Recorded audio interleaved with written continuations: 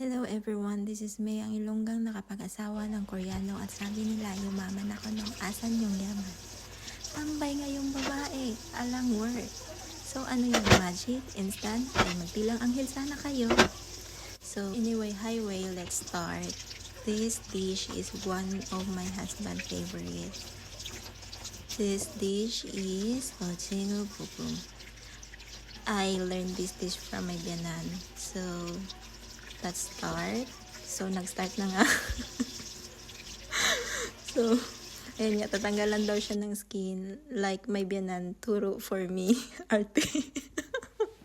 So, isa-slice-slice daw siya para pag naluto siya, hindi siya yung yung magbabaluktot.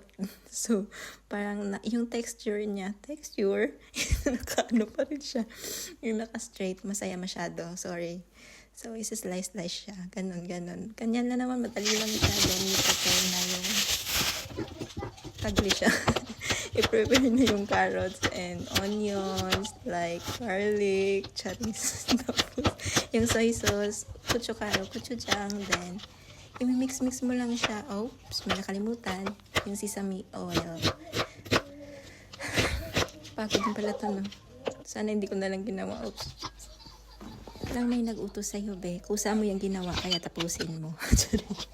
So, ayun na nga. I-mix-mix mo na naman siya. I-ready mo lang yung kawali. Igigisa mo siya. Ihalo mo yung mix mo ng sauce. Then, yung pusit. Tapos, pag nagsalo na siya, okay na siya. Hindi naman siya ganun kahirap-kahirap. Then, hingal ako. Kung nakakapagod talaga siya. Hindi pala madali ang ganitong trabaho. So, this is quick story. Yung naman is so...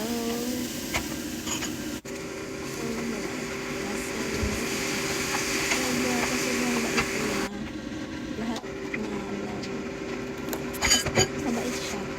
Hindi ko kung gano'n siya kabait na basta feel ko na parang nanay ko rin siya, na parang siya din